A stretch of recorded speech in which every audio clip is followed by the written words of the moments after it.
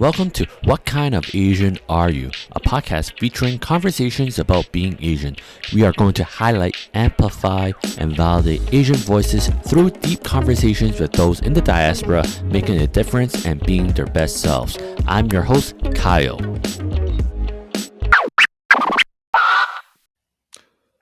And welcome to What Kind of Asian Are You podcast. I'm your host, Kyle, and today we have our guest from Korea. He is Maim Kim. How are you doing today?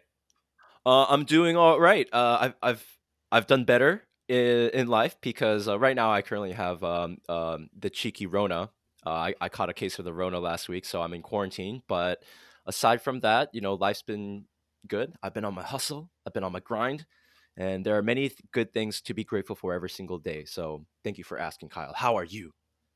I'm doing great. I'm happy that we're having this conversation because it's a long time coming.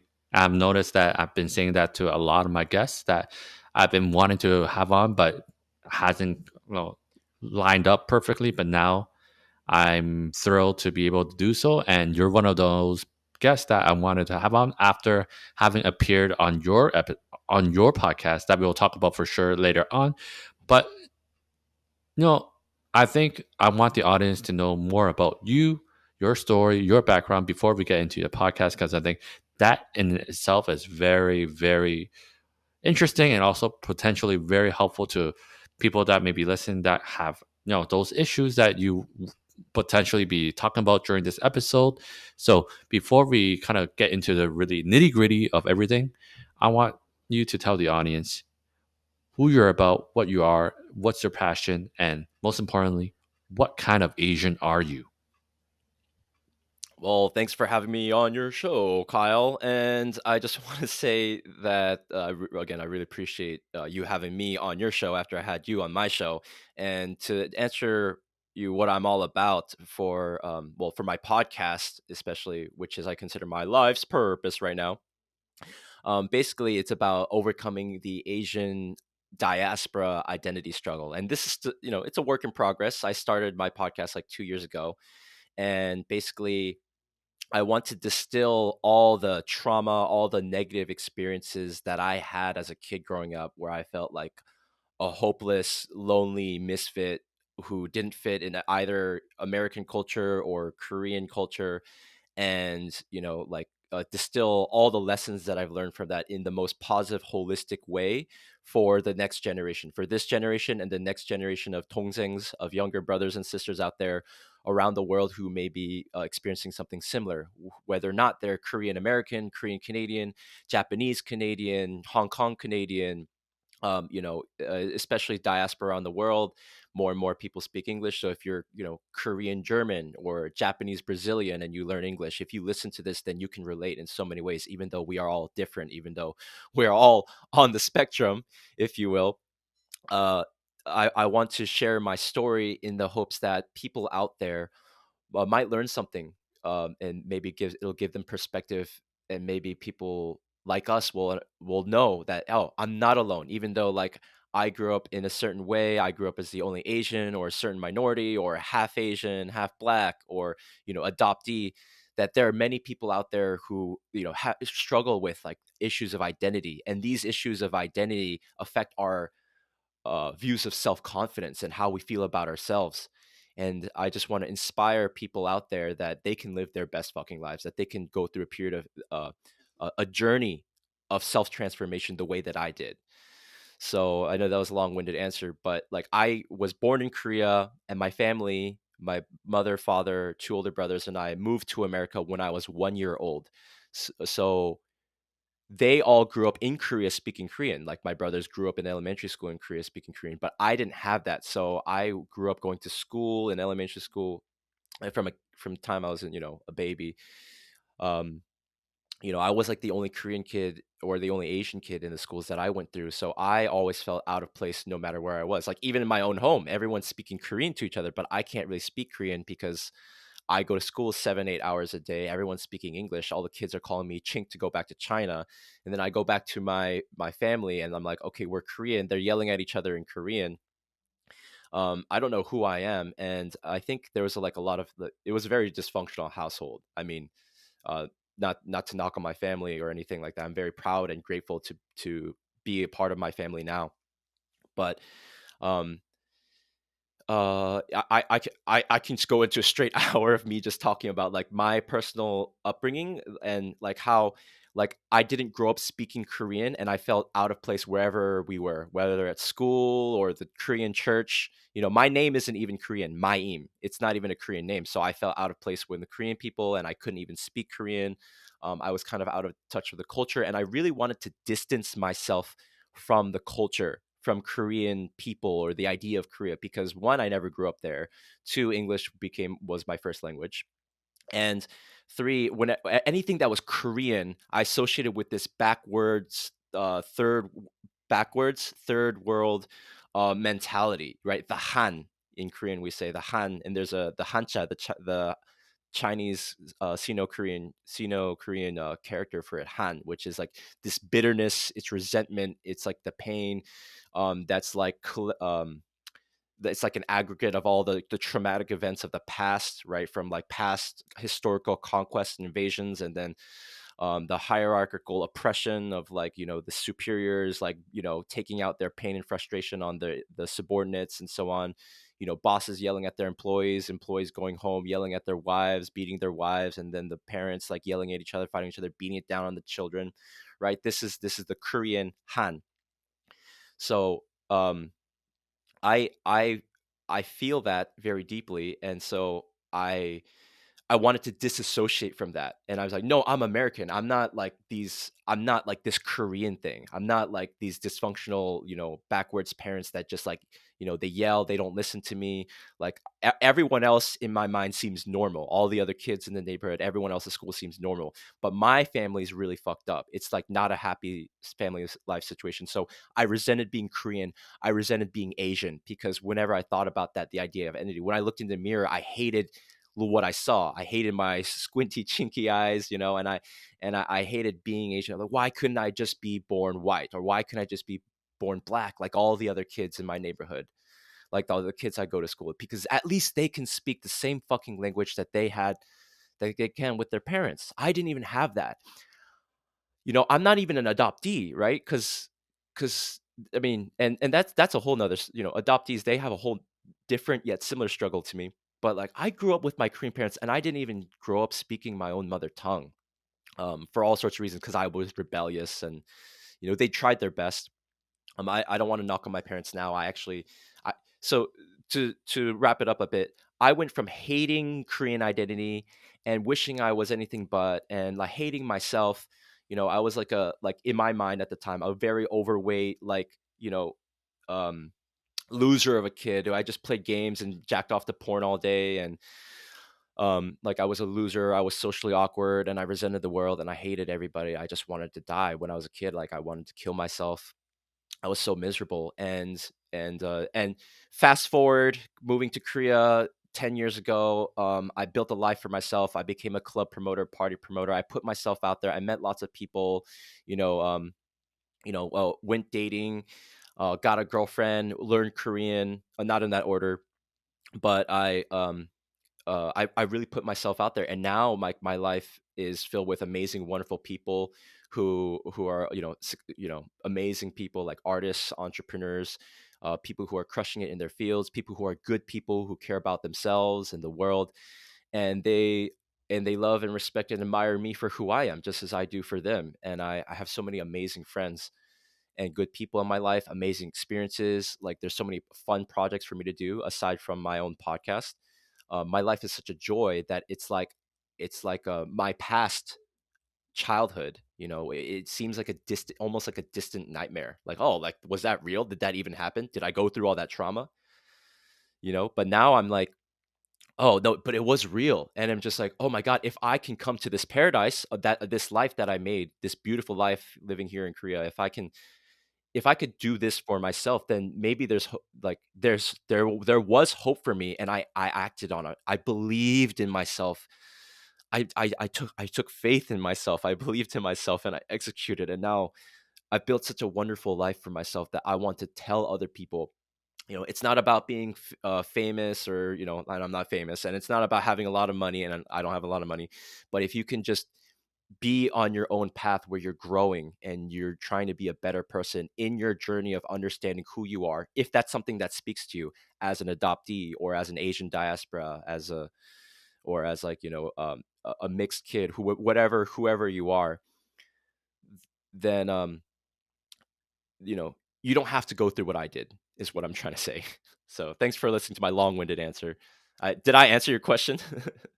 Yeah, I think that was perfect, and I really appreciate kind of like your kind of own perspective on how you became who you are now today through the trials and tribulations that of your youth to now where you find that oh the past has been rough, but then you overcame it, and now you're being the best person or best self you could be now, learning from your mistakes from the past and all that stuff. And I think as much as we like to talk about the future and what you can do being the best self, I do want to kind of touch on like your past and like all the stuff that you mentioned, like oh trauma, identity struggle and all that stuff. Because I think learning from your past could lead to other people that are listening that might be going through those issues some clarity and kind of perspective on how it could be on the other end once you kind of overcome those kind of issues. So I'm just wondering, like you mentioned, like yeah, uh, being an immigrant, going to America with the whole family when you were young, to growing up like in an area where you were the only Asian, and having the issue of not being able to communicate with your parents in your mother tongue, which a lot of Asian diaspora kids have encountered that. And with all that being said, what was specifically like the biggest issue for you? You feel like in terms of like what or like the biggest trauma for you? Because I think a lot of times we kind of simply just downplay it, like, oh, my parents, they weren't the best parents or whatever. But after a lot of reflecting, I'm sure you have done. What do you think was really the triggering or like the main factor in you feeling the trauma that you have? Like, what drove you to be like, I just don't know how to deal.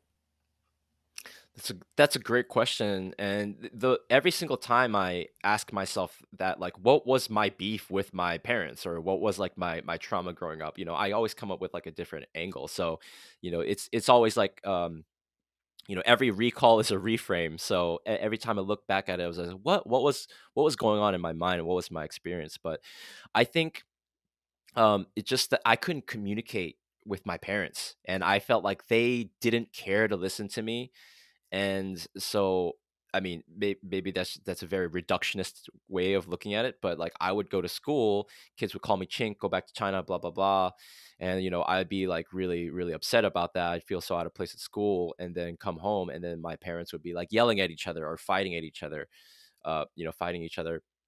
And my father was working in construction, so he was just busy all day trying to put bread on the table, trying to put rice on the table, and my mom was busy, managing a household, cooking and cleaning for four men, right, for four boys, my father, my brothers, and me. So there was no time. They were just not like raised, or they were just not raised or taught, like how to have a happy, healthy family household. I mean, who was like, my father was born, in 1951 during the Korean War.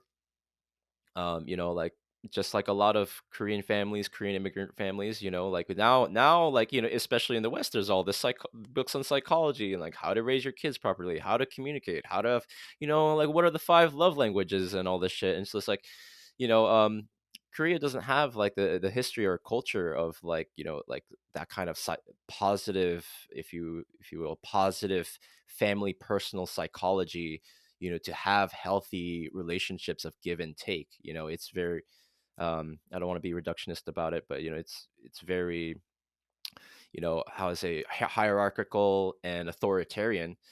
And you just do what you got to do to survive, right? It's not about, like, oh, like listening to my child's feelings. It's like, we need to move to another city where there are jobs. But as a kid, I couldn't understand that. So when one of my earliest traumas was when I think my family, forced us to, well, we had to move from Charlotte, North Carolina to Raleigh, North Carolina. And I remember when I was a kid, that broke my heart. Like, I was so upset, and like I cried.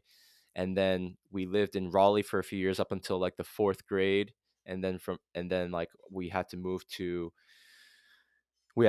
Kansas for a year, and like I was in denial. I was like, no, we're not moving from Raleigh. At first I was like, it was like this thing where when we moved to Raleigh from Charlotte, North Carolina, I had this attitude like this cannot be, like I couldn't accept it. Like, no, we're Charlotte. That's where my home is. We need to go back there. So like I would periodically like complain to my parents like we need to go back to Charlotte. And then after a few years in Raleigh, settling in, we had to move to Kansas. And then in Kansas, I'm just like we have to move back to Raleigh. That's where my home is. Like I couldn't accept like, oh, we had to move, and I couldn't understand money, that my dad was just doing his best trying to go to wherever the construction jobs were. So I think that was maybe, this to answer your question, honestly, like I'm still figuring it out what was the main trauma. But I think it was like, we had to move it, they would do some things and it would traumatize me, or like I would be really upset with them, and we could not even communicate. Like there was no give and take. And so like I resented them very immensely, because like they wouldn't listen to me, I felt. And because I looked around the society, I'm just like, everyone's speaking English, motherfucker. You need to speak English. Don't send me to Korean school. Why should I have to learn Korean? You send me to school in this society where everyone's speaking English, right? Like this is America. And so like, why do I have to learn Korean? Like, why don't you fix your backwards way, parents? Me judging as a kid.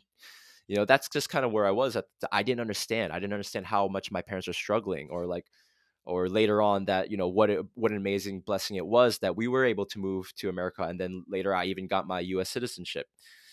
So, but to go back to the point of like, what is a main trauma for me? I think, me not being able to understand Korean, I blamed it on my parents, right? And as a kid, I didn't know any better, right? So in the end, it's like, whose fault is it anyways? Like, who cares? It doesn't matter. As I had to grow up and eventually take responsibility before, when I moved to Korea, I'm like, okay, I'm going to be an adult. I'm going to stop blaming my parents. I'm going to take responsibility. I'm going to learn Korean. I'm going to learn my mother tongue. I'm going to overcome my inferiority complex associated with not knowing my own mother tongue, the shame and the guilt, embarrassment of not knowing my own mother tongue, despite growing up in a Korean household. I'm going to overcome that to the best of my ability. Yeah, I blamed my parents so much for not being able to speak Korean. Like I kept blaming them for years. I blamed them for everything in life. Like, oh, I was born because of my parents. I blamed them. I blamed God. That was just the limited mindset I was in at the time. Yeah, why couldn't I speak Korean? And it's still something that it's still like a major pain point for me, that I'm still unraveling, still learning to forgive, still like just telling myself, just hug. I'm just in my mind, I'm trying to hug the crying little boy who's like, sad that he can't speak Korean, and he feels so out of place wherever he is, amongst Koreans, amongst Asians, amongst, whites and blacks, amongst kids, just like feeling like nobody understands me, because I still feel lonely because of that experience. Like I feel like, I know there are a lot of Korean Americans out there, who like also didn't grow up speaking Korean or whatever, despite having Korean parents. But I felt I felt so alone, Kyle.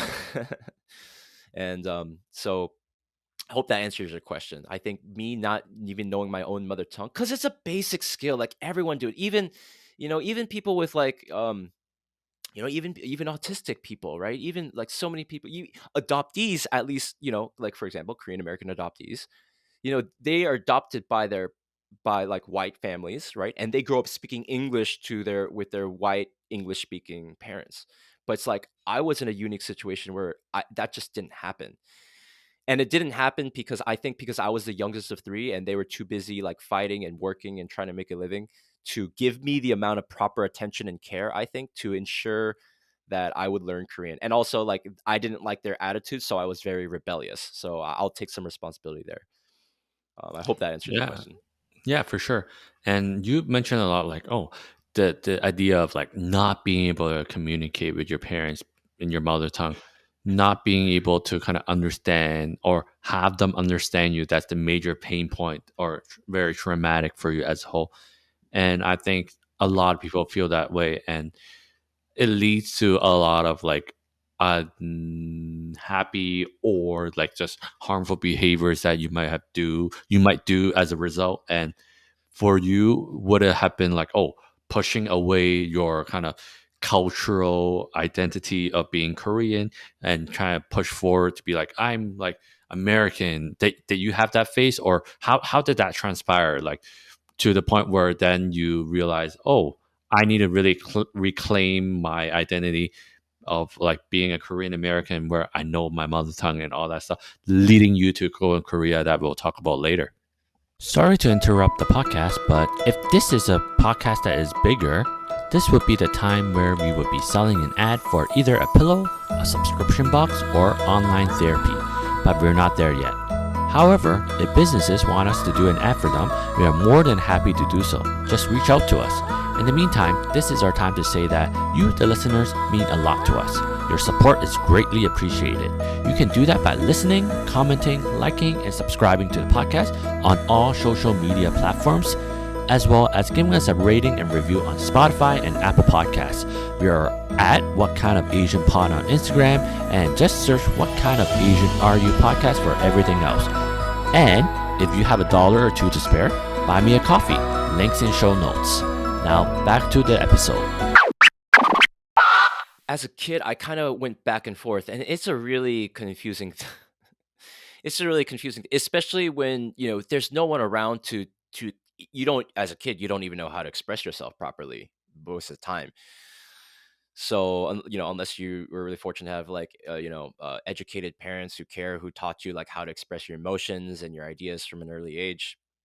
I mean, my parents couldn't even they spoke broken English, right? So, and like my father didn't even go to middle school. So my I think my mom, she graduated from high school, but like there was just no time, or like there was they just weren't in the mind space to give that kind of care to listen to my concerns, and then or like my complaints or whatever, and then like give this back and forth as a kid from my experience.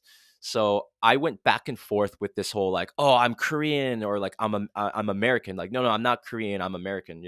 So it's because it was just a simple thing, like just countless interactions, like meeting kids in the neighborhood or meeting kids at school. um you know the um the the conversations always played like this, like, hi, what's your name? Oh, my name is Mime. It's like, oh, your name is Mime, like pantomime. And then it's like, and then I would get mad at them. That's a whole nother thing. I also hated my name. As a kid, I hated my name. My name is Maim in Korean, and it's not even a Korean name.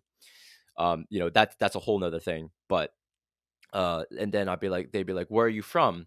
And then so like I didn't know how to answer this question. I answered it in different ways at different times in my life. I would say that like I was from Korea, which is true. I eventually I changed it into I was born in Korea, but I never grew up there. So I always felt like I could never say that like I was born and raised American. And especially later at like elementary school, middle school, I understood that like, okay, we have a green card, but that doesn't mean that I'm a US citizen. So, that means like I'm not, completely an American. And I'm obviously not like a typical white or black American. So I'm obviously different. So I was like desperately, this is such a good question, Kyle. Like I was desperately trying to cling to one identity while shunning the other, but then understanding how ridiculous it was because of the limitations, or like the others, like contemplating, okay, if I say that I'm American, well, all the other typical Americans that I've seen in the neighbors, they're not Asian, and they're not Korean, and they don't have like they didn't immigrate from an Asian country like I did. So like I'm obviously different from them. And even my name is weird. So like I'm not like a typical American. Um and then so when kids, so like there was times when people call me chink or whatever, like are you Chinese or Japanese? Like I'm Korean, motherfucker. And so there's a part of me that like I wanted to defend my Korean identity, right? I wanted to insist on my Korean identity. I'm not Chinese, I'm this. But then at the same time, so then there were times in my childhood when I had pride. Like there was International Day in elementary school, and my parents came. They brought like mandu dumplings, and they talked about Korean culture and stuff. Like actually, good experience as a kid. I was looking back, I was proud of my parents for doing that. So there are moments where like, oh, I felt proud to be Korean. But then there are moments when I really hated being Korean. So I would go back and forth, like I'd be like, oh no, I'm American. I speak English. Like I'm not going to learn Korean ever. But then I realized I can't change the fact that I look in the mirror like I'm fucking Asian. I'm fucking Korean. You know what I mean? So I went through this back and forth throughout my childhood, asking myself these questions because people would ask me questions, and I had to think, are you Chinese or Japanese? I'm like, well, I don't know because all I know is America, and I see other Chinese or Japanese people, and we're all Asian, so we look alike. So I don't know. Maybe I am Chinese. Maybe I am Japanese. I don't even know what that means. Who knows? Who knows what Chinese or Japanese means when you're 6 years old? You're the only Asian kid. You're Korean, right? Like, do you understand? Like, it's so confusing. So I was just like, maybe there was a time when I was a kid, I was like, maybe I am Chinese and Japanese, because people keep saying that I am. You know, like that actually happened at some point. So like, what does identity mean? So I went back and forth with the whole like, am I Korean? Am I American? And would have different attitudes. Sometimes I would think favorably about being Korean. Sometimes once in a while I did feel pride in like eating kimchi and all this shit. And then there are times where like, no, like I'm American. This is where I'm at. Like I grew up here. English is my first language. But then there's the thing for like my teens, I realized, oh, I'm not a US citizen. Like I'm not like other Korean Americans who are like some who are generations back, like New York or LA Gyopos, right? They some of them like they're born and raised there. I'm not like that. Like I didn't grow up in those communities in those Asian enclaves. So you see, like and God bless them, but like that I envy them, but um I also sort of resented them because I like, you guys aren't real Americans because you didn't have to go through what I did. Like you didn't have to try to integrate into the culture. You guys were lucky enough to have your own Asian enclaves and be protected and be around other people who look like you and, speak the same language or whatever. Like I didn't have that. So, um, you know, I and then I did get my US citizenship like before I moved to Korea like 11, 12 years ago. And that was a proud moment for me to get my US citizenship. In the end, I believe like a citizenship is just a piece of paper. But I think that's an actually really interesting point of discussion. Like having a citizenship and identity, like what does that really matter? Like how do you feel about it? That's a really interesting point of discussion as well. But I just want to stop here. And yeah, I went back and forth. I'm like, am I Korean? Am I American? And I can tell you an answer of how I feel about it now. We'll get But to I'm gonna that let for you talk. sure. Mm. And I like you mentioned, like, yeah, it's always been a back and forth and like working through it. But I'm just wondering, like, through that, you know how did it get to the point where you're able to be like, enough is enough, where I want to kind of just pick one, which ended up being like embracing your Korean identity, like making moves to eventually like relearn your mother tongue, reclaim your like your culture, and moving to Korea, all that, and becoming who you are today. Like, was there like a trigger point or like a defining moment that, because of course, especially when you said, "Oh, you became an American citizen," so you could just went your way of like either fully assimilating to like mainstream American society, being like resentful and all that stuff of like neglecting your original Korean identity and culture, and just be like everyone else kind of way, even though deep in your heart that you cannot ever be like them, or like just hate how you were not Korean American or American as a whole? Like, what was the defining moment for you? The catalyst for me to move back to Korea or move to Korea was, I was in school, I was in college for 2 years as a biblical and theological studies major. So this is a whole nother part of my life where I was a seriously devout Protestant Christian. Like I was a Reformed Christian. I was all about like Calvinist doctrines, and I was all about sola scriptura, and salvation through faith alone and all this stuff. Like I was a real um like reformed Protestant Christian guy, and like I wanted to be a pastor, and I wanted to lead souls to Jesus because I felt a lot of love and connection in actually the Korean American church, and with my youth pastor. And so I thought like, okay, um, because when you don't have a strong sense of self love, I'm not trying to knock on faith or anything, but if you don't have a strong sense of self love or self confidence or an identity, you'll cling to something that gives you meaning. And for me, that was the Christian faith. That was Christian faith, and there are many things about it that are very beautiful. I have a love and hate thing with Christianity, still do, and basically, um, I went to school for 2 years because my dream was to be a pastor. So long story short, I went through a faith crisis after studying the Bible, asking too many questions, and then I realized, oh, the Bible isn't what I thought it was, and then I went through an existential meltdown. This also coincided with me getting friend zoned or getting rejected by a girl I really liked, and so I was really upset about that. And um, to put it mildly, I didn't eat for 7 days, and I almost tried to take my own life. And so that was when I was like, um, I talk about this story on my podcast. Yeah, I tried to take my own life, and then I I I was about to do it. I was about to down a bottle of medicine, and then I was like, you know what? What if I just try a new start? What if this is ground zero, and I just like see where life goes, right? And then I walked away from the graveyard where I was chilling. It was a beautiful day, and I walked back to campus, and then eventually, like, I dropped out. And I was fortunate enough to have an older brother, my oldest brother, who I said, I don't know what to do with my life, bro. And he said, come out to California. I'll take you under my wing, blah, blah, blah. And maybe you can work at a coffee shop or something and play video games and figure your life out. But long story short, we ended up coming to Korea for like a trip. And then he's like, why don't we move to Korea instead? I'll help you get your visa. You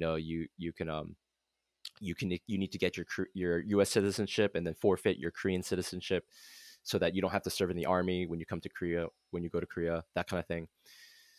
Um, so it wasn't like, and so it wasn't like oh, I wanted to learn Korean, get in touch with my roots, and really resolve my identity issues. It wasn't like that 10 years ago. It was like a personal thing of just like faith. I hit rock bottom.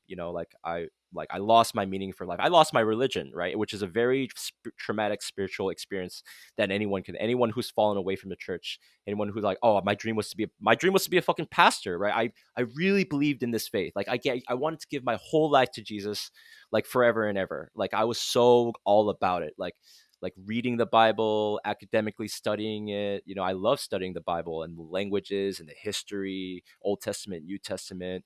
Reading commentaries through the church fathers' histories, like theology, philosophy, um, uh, you know, exegesis, historical exegesis, like all this stuff. And then like the devotional spiritual, like praying for hours, fasting, worshiping, singing songs of praise to the Lord, the Trinity. Like I was all about it. I don't know at the time, like other people who were as like passionate or as real about it, like making a daily moment to moment impact of serving the Lord every day. Like I really tried, like I think from an earnest heart to really follow the faith. And then I lost it. Me of all people, I lost it. So that was such a that was one of the most traumatic experiences of my life. And then that, and being rejected by a friend of mine, which is really awkward and really ashamed for me to say, but like that was a part of it. And you could just say like whatever, we all go through shit, and that's part of growing up, right? That's one way to put it. But that was a catalyst for me to go back to Korea. I'm like, oh, maybe I can start a new life, and maybe I can learn Korean. I have to learn Korean because I'm starting a new life. So like anything that I thought I couldn't do in the past, I have to overcome that. I realized that before I came to Korea. So to reiterate, yeah, it wasn't like, oh, so I want to learn, get in touch with my roots and my identity. It's just the opportunity happened that I could move back to Korea. The idea was to start private tutoring some people at a cafe, and like make money, like tutoring English, that thing, and then figuring out life from there about 10 years ago. So Well, yeah. well, thank you for sharing that very personal story. And yeah, I think it's really great that you're able to pick up like, oh, something's off, and then like, oh, have an opportunity to start new through going to Korea with your older brother and like trying to figure it out. Like and really reconnect the dots of your cultural identity in Korea, of all places, obviously. And I think it's I want to say it's a natural kind of thing that just happened. It wasn't forced, and I think that what made it so impactful, and what led you to where you are now. And talk about more about your move to Korea. So you said, oh, it originally it's just you were lost. You needed a new start, and you did so by moving to Korea, where you just wanted to make some money, find yourself, learn the language, and all that stuff. At what point did you start kind of like really going, specifically into like healing your trauma, figuring out like what exactly was missing part of your kind of identity, or just overall just feeling better, or just overall like overcoming that kind of inner child being hurt, into like get feeling like, oh, I can do this, I can be a better person, best self kind of mentality. I think even before I moved to Korea, like my brother was mentoring me. He would send me emails and he said like, "Mime, like you can you need to read books, you need to educate yourself and improve." So, big shout out to him. I will always be eternally grateful to my oldest brother. Without him, I would never have come to Korea. He's the one who bought my plane ticket. He's the one who helped me process my paperwork for my visa, all that stuff. Um and he's the one who pushed me to do it. So without him, I wouldn't be here. I wouldn't have come to Korea. And so I think even before coming to Korea, like after my whole traumatic, college faith meltdown, like he started guiding me, and then I was like, okay, like I can change. And then like I would just Google stuff on my own. I don't remember if there's a certain point, but I remember like I wanted to get laid. I was a virgin, and so I just want to get laid, bro. Like I wanted to meet girls and put myself out of my shell and like try dating, and and I wasn't a Christian anymore. I wasn't like I didn't want to be like a pastor, like a waits until marriage to have sex for the first time. Like I was really all about that. I was completely straight edge. No sex before marriage. Like that was my dream. Um, like 10 plus years ago.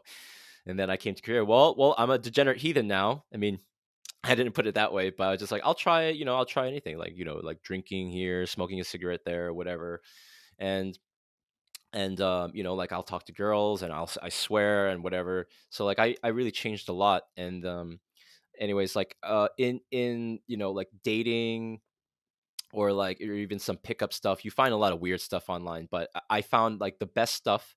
Like I was googling content on like how to date or whatever, how to like how to get laid. I found a lot of positive material out there about just working on your inner game, working on your confidence. Like it's not about what line you use to talk to the girl to get her interested in you. It's like, what is their vibe?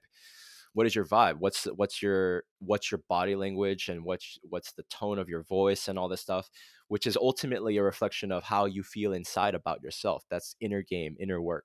And so I got into that, and through that was a great gateway into learning about meditation, learning about like self-improvement, and then learning about past traumas. And then eventually, like, I came across different podcasts, different books, different YouTube channels about healing, about like I came across The Power of Now by Eckhart Tolle, which is about like being present to the moment, and how like this now is all that there is, and how you're not the thoughts in your mind. You're the silent observer witnessing the thoughts in your mind. And so if you have a thought in your mind, you think that that thought is you, but it's actually not. It's or a strong emotion. The emotion is not who you actually are. Like I read all these books about spirituality and self-development, and and so um in that I also went through a phase where like I started going to like like child psychology and parent psychology. And it's a long story, but I actually was into this one podcast, the Free Domain Radio. I don't know if it's still around. And Stefan Molyneux, very controversial guy. I think he got banned from YouTube a few years ago for being like too alt right or whatever. But this was way before then. Um, he would talk about parenting and the importance of parenting, and like anarcho capitalist philosophy and all this stuff. And he talked about like the the freedom of association, the principle of non-aggression, right? And just like you don't, like you cannot, like, it's immoral to like force kids to do something or to beat them, to traumatize them. Like it's like you parenting is the most important thing, blah blah blah blah blah. And if your parents like if you cannot have a good relationship with your parents, then maybe it's best to defu, family of origin, FOO, defu, uh D family of origin, which means to cut off your family, right? And some people, understandably so, labeled it as like a cult, like, oh, this guy who has this philosophy, podcast is telling people to like disassociate with their parents, cut off their parents, and I actually really believe that. That's just what my mind space was at the time.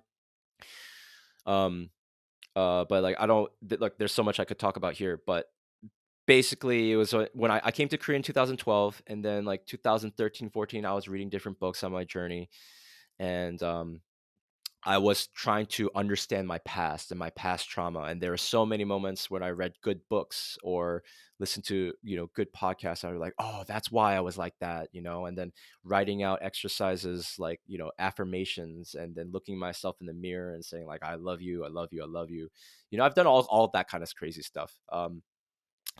So I tried many different things, and I went out there. I went to open mics and did things that pushed my comfort zone. I got out of my comfort zone, like meeting strangers, pushing myself to talk to strangers in bars, make friends, talk to girls, and just really try to put myself out there. So it was a gradual process, and along that, I was like also trying to study Korean a little bit every day, because the goal of me, one goal that I set in my mind coming to Korea was like, one, I gotta learn Korean. Why? So I can speak Korean to my Korean parents. This will be more relevant to your question. Like, I wanted to see if I can rekindle or strengthen a relationship I've had with my parents. What if I learn Korean? Maybe if I learn Korean as an adult, I can speak with my parents, and then we can have a better relationship. Even though I hated them so much growing up, maybe if I learn Korean, I can understand them more and we can have a positive relationship. I did it. I fucking did it. In 2014, after a couple years of living in Korea, it wasn't perfect, but like I had like my first real conversations with my mom in Korean, and like we're like I didn't speak too much English, and like that's like one of the most proudest accomplishments of my life. One of the most proudest accomplishments of my life that I wouldn't trade anything in the world for. I can't because, and it's such a unique experience because I don't know anyone with a similar experience. No one I know to this day. I've met thousands of people. No one I know, and of all the Asian diaspora, no one I know grew up in the West or another country not speaking their own mother tongue, despite growing up with their uh uh you know uh with their Korean parents, and then goes back to the motherland to learn the language as an adult, right? Like, I don't know anybody who, like, they didn't grow up speaking their mother tongue as a kid to their own mother, but then they became like 22 years old and then they could finally speak and have deep conversations later on. I don't know anyone who has gone through this journey. And so for me, learning Korean, speaking Korean, understanding, reading Korean is the most like it's like I don't know, it's orgasmic. It's I'm so proud of myself. I'm so grateful for it, right? Like this, I can read this hand sanitizer. It says 손 소독 청결제 hand sanitizer. And just the fact that I can read this, 손 소독 청결제. Um this is an impossible dream. When I was a kid, I thought I was too stupid, that I wasn't worthy, that I was defective. I hated myself. I want to kill myself because I'm too stupid to know my own mother tongue. I can't even speak Korean with my fucking parents. What's wrong with me? Like, the world is so unfair, feeling sorry for myself. But I overcame it. I fucking did it, Kyle. I fucking did it, right? So like I had to do that. Also, all the trauma, like just to have this moment, right? Just to have that moment where I'm talking with my mom, or talk with my girlfriend now, and just like say funny jokes in Korean, and my Korean's not perfect, and yes, I still have a lot to learn, but just I did it. I overcame it. Like, I'm still overcoming, but like I did what I came to Korea to do, to get in touch with my roots as best as I can, to learn Korean, and fit into this society as best as I can. It's been an amazing journey, and of course there's a lot more I could say, and it didn't end like that. Just here's another thing. You can do that you can learn as much Korean and you can get in Korean culture and like you can know anything about Korean history and blah blah blah, but you'll still never be Korean. Okay, that's one lesson. You'll never be Korean, and that's okay. And number two, you can learn your mother tongue to speak with your mother, but you can still end up hating them. Like it's just like, oh, I learned Korean, but that wasn't the answer. It's just like it still doesn't solve the problem that like they're in a different mind space. It's like talking to a brick wall. There's like I sometimes I joke like, oh, like it's so great. I can finally understand Korean. I'm like, oh, mom, I understand what you're saying now, and it's kind of fucked up. Like maybe I was better off not understanding it at all. So there's more to that story. But I hope that answers your question. I love that. I really agree with your first point. Like, yeah, no matter how much you know the language, the culture, and stuff, if you were not born there or grew up there, you're still not going to be fully that person that you hope you were going to be by learning the language and the culture. And I think a lot of Asian diaspora can relate because it's it's hard to be completely what they expect of you, despite the fact that you try your best to assimilate and all that stuff. It's never going to be perfect, and it's okay. There's no shame. You put in the effort. You're whatever to them. That's fine. It's all about what is okay in your mind. If you think you rock already because you know the language, you understand the culture, even if they don't look at you the same, who cares? That's perfectly normal.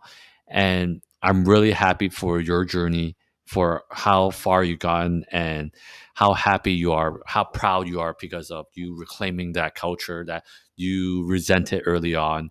And now you're loving it. You're still in Korea, killing it. And I hope a lot of other diaspora kids who may be younger than us or going through that journey right now can get to that point and find peace with whatever level they're at. It doesn't have to be completely fluency. If you get to the level where it's okay for you and you're happy with, great.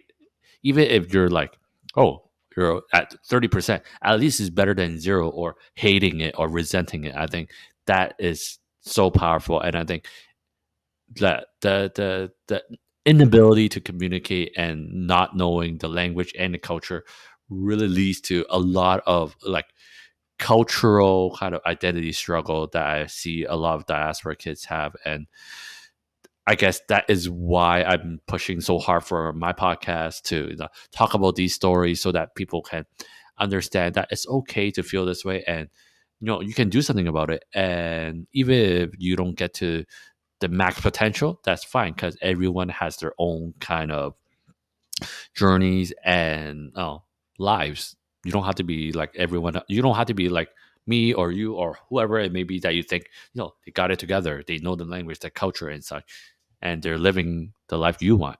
Live your own life. Be who you are. I think that's really important. And thank you for sharing that story. And I'm just curious now. Like you talk a lot about like finding yourself in Korea, learning the language, being more confident, overcoming a lot of like issues or lack of confidence and all that stuff. Is that what kind of lead you to into like all the different kind of roles and jobs that you have done since being in Korea? Because you mentioned earlier on you were like, oh yeah, I started just tutoring, and then you become like a club promoter and all that fun stuff into doing media stuff to like agency and a lot of stuff. Can you just talk about that? The question is like in the process of finding myself, is that what propelled me to do a bunch of shit and wear different hats? Is that the question? Yeah, yeah, and just how you got into those, because if you would think like, oh your past, how to come up, you wouldn't necessarily lead to be like, oh, club promoting or anything of that sort, right? No, yeah, it's like my path was very unique and and blessed by the ancestors. But like I grew up playing guitar, so I grew up practicing at home, and I played in high school band. I wasn't that good, but like when I came to Korea, I was like, oh, I never performed like solo at an open mic, so I wanted to push myself out there. I wanted to try different things. This was like my opportunity to start a new life and explore the different interests that I had. What hobbies do I have? What interests me. So I went to a bunch of open mics and played guitar covers for years, and then I tried different stuff. I tried stand-up comedy. Went to I know like like a bunch of stand-up comics in the expat scene here. I know like a bunch of local musicians, people who are hobbyists or semi-pro. traveling artist. I also did spoken word poetry. I even did a couple of like hip hop rap songs. So during that time, I mean, it's a great way to network, right? There's a bunch of people who are English teachers or expat entrepreneurs or business owners, and so you meet lots of people. So I was able to just putting myself out there. I just met people and I tried to get out of my shell and connect and make people laugh because I learned to enjoy meeting people. And then when people there comes to a point where, like, if you just give good vibes, your people see you and they always happy to see you, you always give them a smile, you always say something funny, and you're fun to be around. Eventually, people will notice that, and like their coworkers gonna quit their job or get fired, and like, hey, we need a new person at like our hagwon, at our academy, to work or something like that. Or like, hey, mom, like, I need to take a break from school for my job for like a couple weeks. Can you cover for me? Right? There's all these different opportunities where your reputation shines through, and then there are opportunities for you to execute on that, and like, I don't know, like do a part-time job, fill in a role for someone for a day, that kind of thing. And eventually doing that, like, a friend of mine, he was a lead singer of a band, and I was playing at the same open mic. We had mutual friends already, and he said, "Hey, Mime, I work at this company where like we sing to kids over the telephone. It's a great job, and like also on weekends there are weekend events, and where like you wear a costume and then you sing and dance and play with kids. You're like a Disney English children's performer." So I think it would fit you really well. And you know what? It did. This is like the best job I've had basically since 2014, which I just like quote unquote quit as of last month. It's April now, so I'm working just like one or two times a week now. But af it's been like almost 8 years of working at this company. It's been a great job. So um, yes, but that's a to answer your question, the answer is yes. Me wanting to find myself allowed me was part of the journey of like, finding different ways to make money, by connecting with people. In the end, people are people, like business, a lot of business and work is emotional. You want to work with people you enjoy spending time with, right? It's like it's so much, it's like there's three options. You can be sweeping the floors by yourself, which is not bad, right? It's neutral.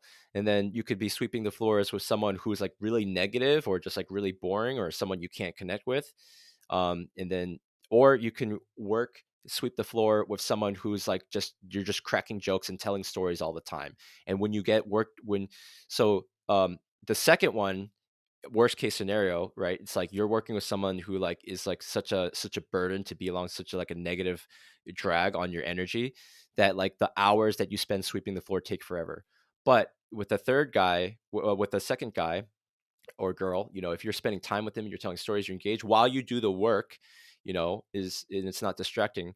That time goes by like that because you're enjoying the company of another person while you're doing a menial task. So I think, I mean, that's just one idea. But for me, I was like, okay, I want to try different things. I want to find myself, see what I'm good at. So, it was a whole journey. Like, who am I? Not just like as a cultural identity, but also like, what do I like to do? What am I good at in terms of skills, and how can I make a living? So totally, it was a holistic, ethnic, cultural identity thing, as well as like a spiritual, personal thing, as well as a financial career thing. And eventually, like, after meeting all these people, making lots of friends, I would go to this one club in Itaewon in Seoul, and uh, this guy who was one of my best bros and would later become my business partner. He would invite me to club all the time, and I brought lots of people, and I brought good vibes, right? And so when you see, so that's what a club promoter will do when they see someone else who's like always bringing people, always bringing good vibes, and like bringing fun people, good quality people, having a good time. You want those people. You want to invite those people out to your parties every single weekend because it creates such a positive vibe. It brings more customers. Like, the more people you bring, obviously, right, the better the punigi, the better the atmosphere. And after doing that for like a straight summer, he said, "Mime, like, I want you to do a party with me." And so like I killed the first party I did with him at that club, and then eventually it was like a once a month thing, and eventually it became like a weekly thing at that club. And that I did that for like 3-4 years, right? Just like almost every weekend, just pounding it out, having like, thousands of people come over the course of a few years, to all the parties that I invited, and then people, they invited their friends and stuff like that, and we did parties at other places. We did some epic pool parties. Just one thing led to another. Just good vibes, good vibes. People happy to see me. People are like, oh, Mime, can I get this person on guest list? I'm like, sure, yeah. He's like, hey, it's so good to meet you. Hey, have a shot. And we're, just cracking jokes, just like going wild, like just sweating, just completely dressed to sweat, just like dancing. Just having just like the best times of my life, sharing with good people. And in that way, like I became like a community leader. And it's kind of like being a pastor in a funny sense, because people look up to you. They come to you in their best moments in life, the worst moments. They come to vent, they come to celebrate. And then like just me going up to strangers in the bar, the guy in the corner, is just like, hey, how's it going? Welcome to the club, or welcome to the party. Like, my name's Mime, but let me introduce you to my friends. Like, hey, it's like, you should talk to her. She's single, like, or, just like people, like I changed their night. I made their night, and then maybe they made new friends for life, like that kind of thing. I saw that so many times. And for me, being someone who was like so lonely and so miserable, and I felt like no one cared about me, like I know what that feels like to be like the lonely, awkward person at a social setting.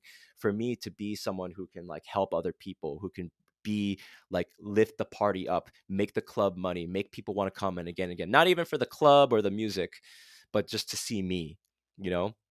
Um, it was all part of the journey for me to become more, more myself, to really realize my potential in all the different things that I did. And then COVID hit, so then we started an LLC, and then it was originally for monetizing YouTube contents. It was like entertainment, lifestyle stuff. But then that basically fell through. It's on indefinite hiatus, and then we switched to like model casting agency work, which has become another side hustle, but it's slowly growing. So yeah, we're doing lots of things, and I'm doing lots of things. So it's all part of the journey for me right now. So That's um, just really cool and really fascinating of like the trajectory of, you know, from, being in America, having like a meltdown, to being in Korea, finding yourself, being more confident, becoming a club promoter, doing all these stuff, killing it, and side hustles here and there, and just really getting used to just being Korea as a Korean American. I think what I could hear and see from like how you move, how you talk, is that, through this journey, you're kind of now more and more at least comfortable with your kind of Korean identity, your Korean culture kind of struggle. But mm, I think often people don't talk about this. Is how about your Americanness? Have you kind of resolved that? Or are you still kind of in the mindset of like, I never fit in. I get, I don't get people appreciate me for being who I am, a Korean American, that kind of thing. Have you kind of resolved that as well? Because I think as much as we want to say our identity struggle is just based on, us not knowing our mother tongue or having really connections with our motherland, but a lot of the issues I find is also related to like being the West. So did you resolve that part, or at least are you? Do you think do you ever looked into resolving that part, or is there anything to resolve? that is such an amazing question, such a good question. I will answer it, but I would just also like to finish up another point on what I described being like my journey of like wanting to find myself, also being part of like me trying many different hobbies and jobs and stuff like that, wearing different hats. Um, you could take my journey and maybe like and as a blueprint, right? And so like if you feel, because I wanted to kill myself, I lost all my meaning in life, I lost my religion, I got rejected by a girl that I liked, blah blah blah blah blah, feeling so sorry for myself, feeling like the worthless piece of shit loser, to in like 5 6 years just like being the literal life of the party, right? I was like a zit faced, thick ugly glasses wearing, no offense to anyone wearing glasses, like for me I just don't like them. You look great, Kyle. But like just being really chubby, having a bowl cut, right? Like 10 plus years ago, being socially awkward, not knowing how to talk to girls, and like, just saying stupid stuff, always making social faux pas, not being able to read social cues. I went from that to transforming myself in like 5 6 years to becoming the life of the party. Like everyone wants to hit me up and come to the party. Like, girls ask me for my number. And like I have amazing friends and good people in my life, and like I live such a fun life, you know. that you could take that as a blueprint, like just like believe in yourself, take action. You can start today, and like you if you believe in yourself and take action, you can totally do it. Your situation is gonna be different, so adjust the blueprint as you want, but it's just an idea, right? I mean, everyone, it's your life. Like be a good person, smile a lot, just try to offer as many values as can. Ask questions, don't be afraid to put yourself out there, show up, and try different things that you like, and just be a good person, just be likable and reliable.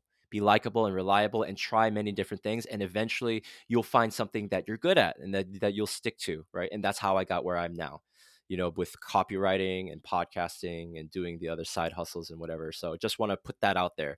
Like, you can take my life as a blueprint. If you feel like an absolute fucking hopeless loser who's confused with your identity, like no one understands you, maybe it's something that you might want to consider.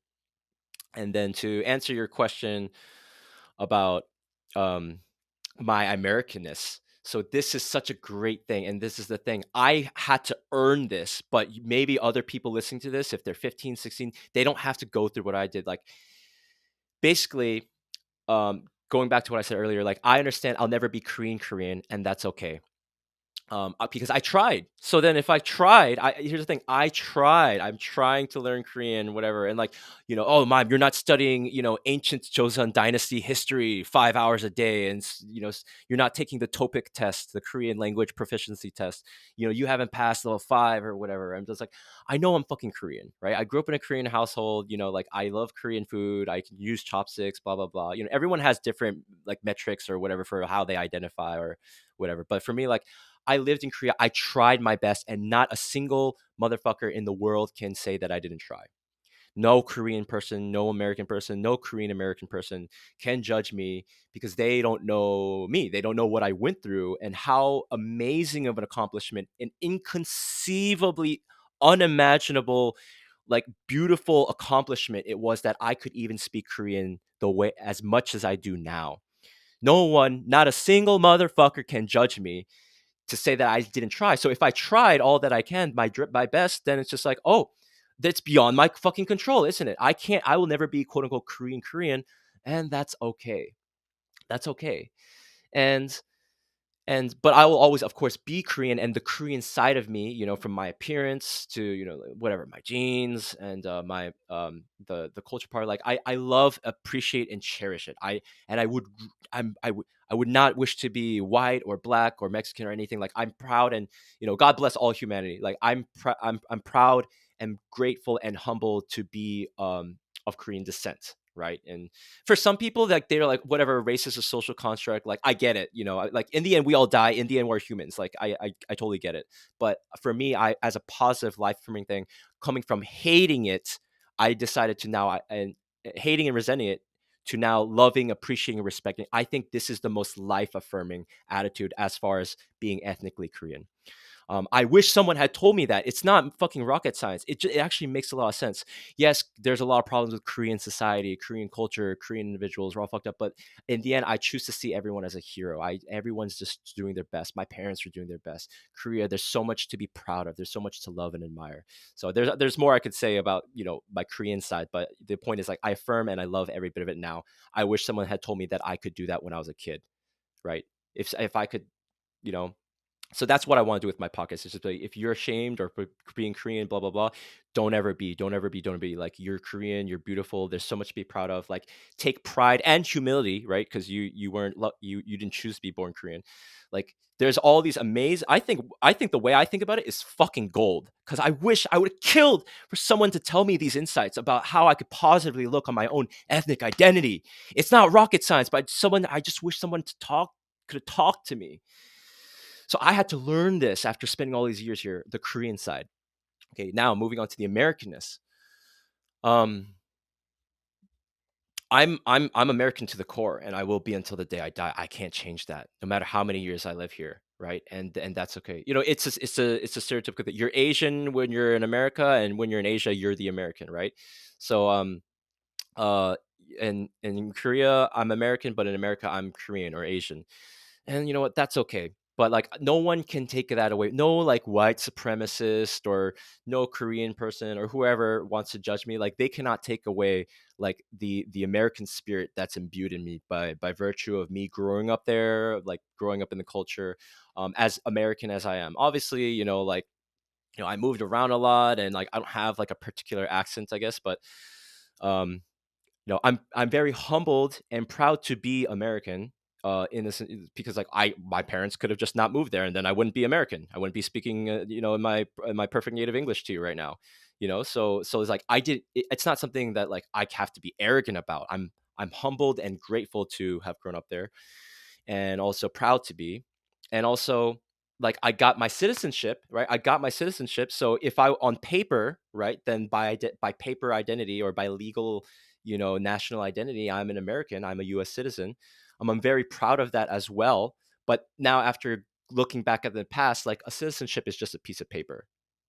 Like that's how I feel about it personally. So if I were to renounce my US citizenship to get citizenship from another country, to the day I die, that couldn't change the fact that I'm still like American in spirit and in mind, and I'm very grateful. And I love America.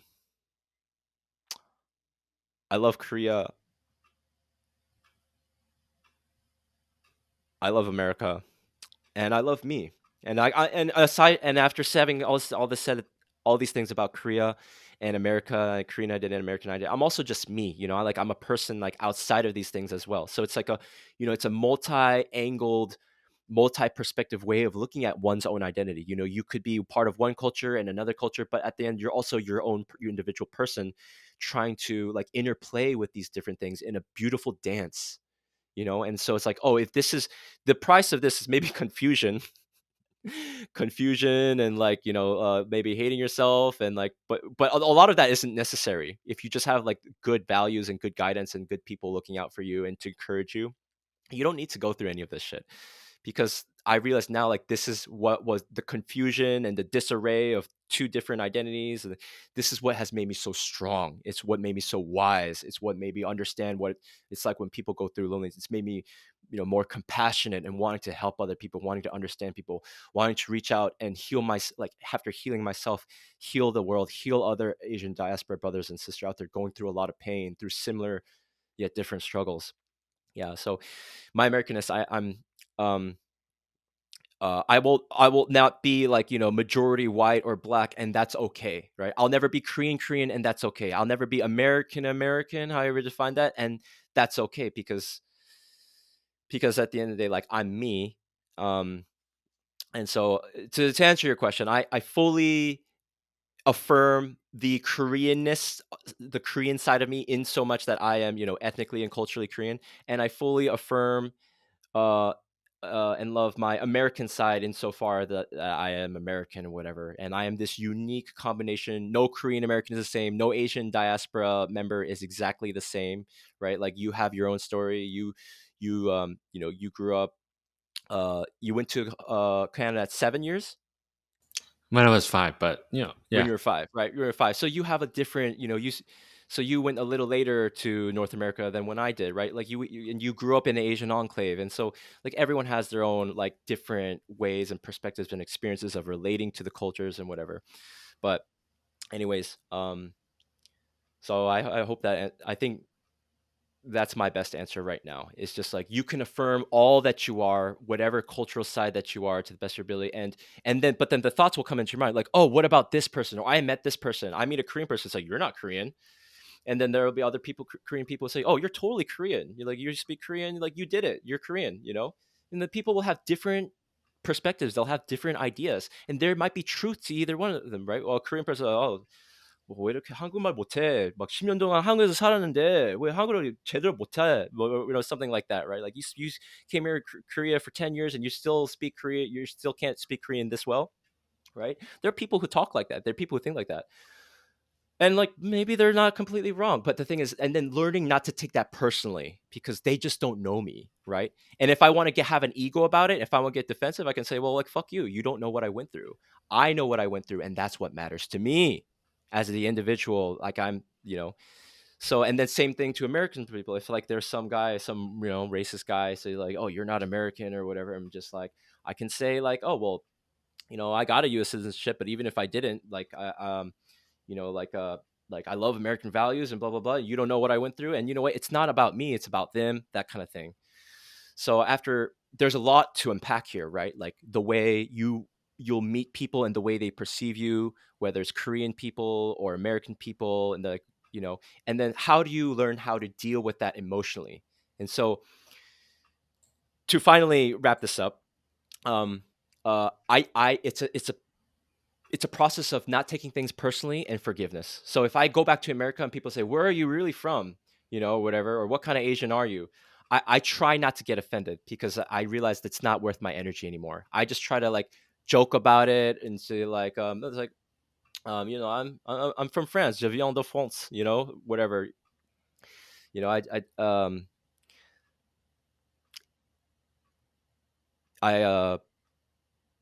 what was I gonna say? Yeah, but I think that answers it basically. That's great, and I think you nailed it. You gotta be like, just you know, be okay with both sides, and be humbled, and appreciate what you have, the different cultures, and at the end of the day, you are who you are. No one knows you as much as yourself, so who cares what they think? As long as you feel how you feel, that's good enough. And I think, your life experience, the journey you made to becoming who you are, all have led to, the podcast that, I have been on, and many others have been on, that, speaks to a lot of the lessons you have learned and what you want to instill onto the listener. So can you just talk to the audience and let them know what is the podcast, what you're trying to do with the podcast, and, the biggest thing you have that you feel people should learn from it? Mime Time is a show about the Asian diaspora identity struggle, like overcoming it, learning how to deal with it, and self-actualization. So it's just about being the best versions of ourselves. So there's Tony Robbins, right? There's a bunch of amazing authors and stuff out there, but I want to speak to primarily an Asian diaspora audience, and the principles here, like they'll relate to any third culture kid or any minority person growing up in any society around the world. Like the principles are the same. Like you feel lost, you feel alone, you feel like you don't fit in. So what are you going to do about it? What's in your control? You can learn how to control your emotions. You can learn it's okay to be confused, and it's okay to be on your journey. But the important thing is to be a good person along the way and be likable and reliable. Be likable and reliable and believe in yourself 100%. And whether you want to get in touch with your mother tongue, you want to get in touch with your roots, you want to like forgive your family, you want to understand, come to peace and forgiveness and love with your biological family, and heal all the wounds and resentment and of like being Asian. Like that's what I want my podcast to be. I want my podcast to be uh to basically my podcast is basically what everything that I wish someone had told me, all the amazing conversations, especially episode 30, "What kind of Asian are you?" featuring Kyle Young, right? Like that's actually one of my favorite episodes because it really encapsulates, a conversation that I wish I could have listened to when I was 13, 15, 17. So my podcast, yeah, is all about like, look, if you feel hopeless and you feel like your parents don't understand you, and if you feel like you want to kill yourself because you're so miserable, and you tie that somehow towards the pain of associated being with like an Asian minority, I understand. I fucking understand. I've been there. Obviously, everyone's situation is different. Caveat, blah blah blah. But I want to reach out and say like, there's hope, motherfucker. You can do it. You can believe in yourself. I believe in you. If no one's listening, if no one's ever told you, like, I believe in you, because I was so hopeless, and I just wish someone told me, Mime, I believe in you. Don't worry about what other kids say. You have great potential. You just got to put your mind to something and just execute. Like take massive action day in and day out, and you're going to be miles ahead. Those other kids wish that you were, because you are different, because you are unique. You have a different gift to offer the world. You can speak, in different languages, or not, like the language of empathy. You know, there's so much potential that you have.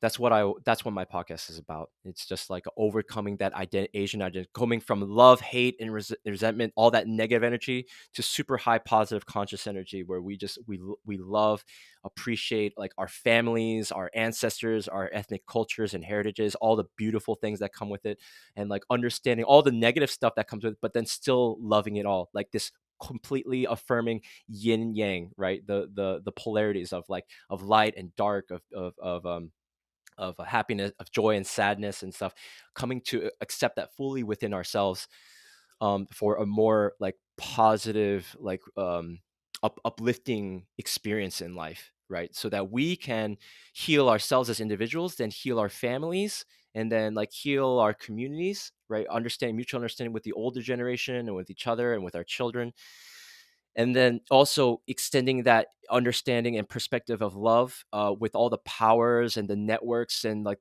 like the financial, spiritual, artistic capabilities that you and I and so many people in our generation possess, using that to uplift our own Asian diaspora communities, and also connecting back to motherland.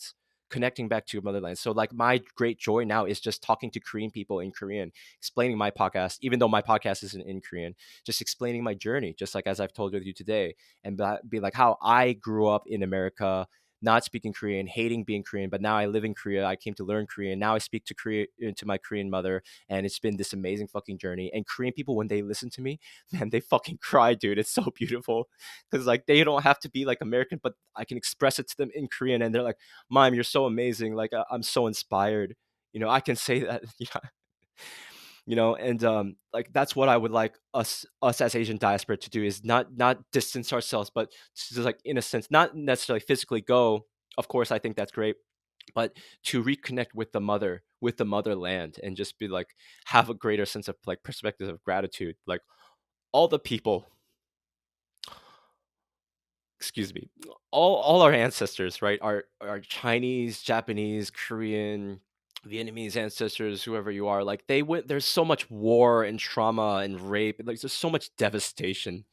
You know, there's so much bullshit, and like, you know, mother against father, and you know, brother against brother, sister against sister. There's so much trauma. We kill each other. We've starved each other. We've done all these terrible things for thousands of years. You know, this ancient primordial, like, you know, like a pain, this darkness, right? And like finally in this day and age, with the power of the internet and media, and like reading books on spirituality and self exploration and getting to another level, we can really change the world. We can really change ourselves. We can do our best to like reduce or deal with the cycle of endless pain. So that's what I want.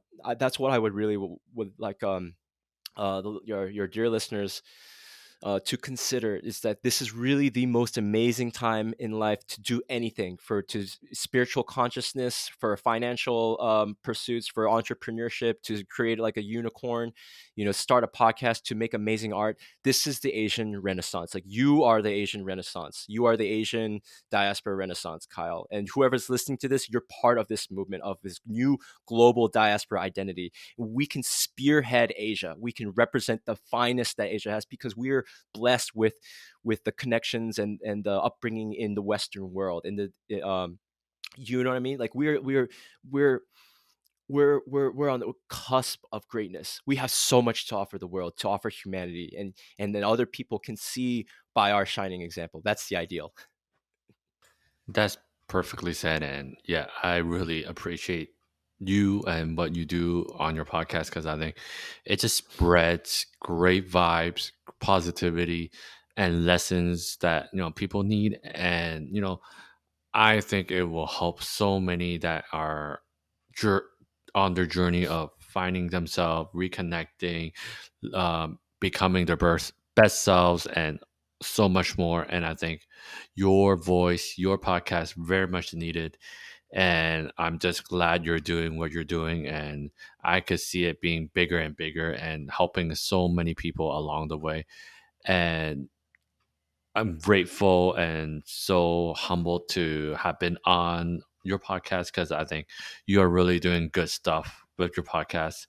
And at the end of the day, regardless how many listeners or how many people you reach, I think no, your podcast as long as it's being recorded, being documenting your life and your lessons and such, it will do so much good for future generations. And I hope nothing but the best for you and your podcast. And I'm very curious to see how it will go with the podcast and what you would do with it, because yeah, it's been such a wonderful time just watching you build up your podcast, getting different guests, and just overall like telling people about it, and showcasing what you want people to know more about. And I hope more and more people will have that same mindset of like, I want to make a podcast talking about these issues, or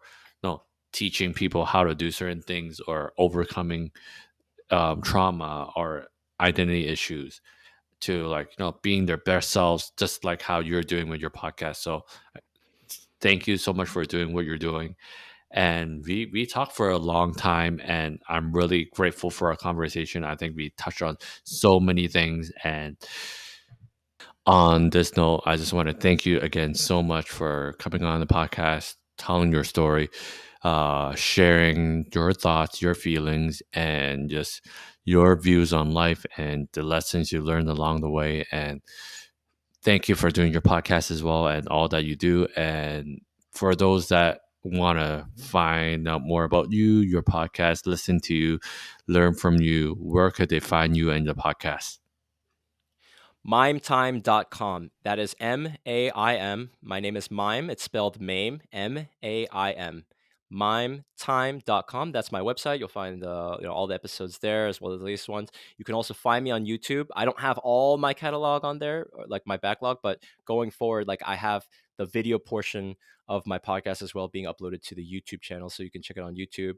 My podcast is on like almost all the platforms: Apple, Spotify, Stitcher, Castbox, etc., Google Podcasts. And if you want to reach out to me personally, I do have an Instagram. You can follow me there. I also use Twitter at Maim Time. But if you found something like like insightful, or if you have any questions, or you're struggling, or you want someone to talk to, and you can relate to what we talked about today, please, please, please send me an email at mime@mimetime.com.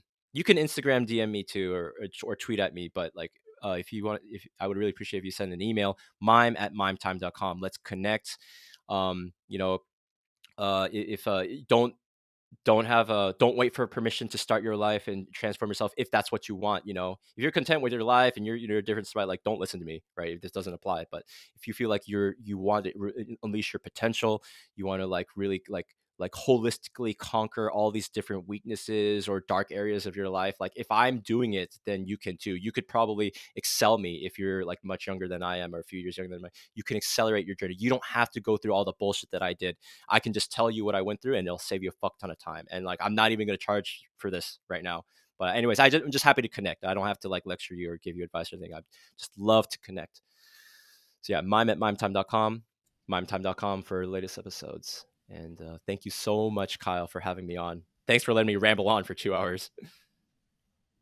Thank you for coming on, and again, all the best to you and all that you do. And thank you, listeners, for listening to this episode of What Kind of Asian Are You podcast. I am your host, Kyle, and tune in next time for another episode where I feature conversations about being Asian.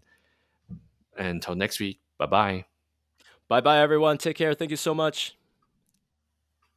Thank you for listening. Don't forget to like, comment, and share the podcast on your social media, and rate us on Spotify and Apple Podcasts. You can find us by just searching What Kind of Asian Are You podcast on Google, and at What Kind of Asian Pod on Instagram. For the YouTube listeners, make sure to subscribe, like, comment, and ring the notification bell.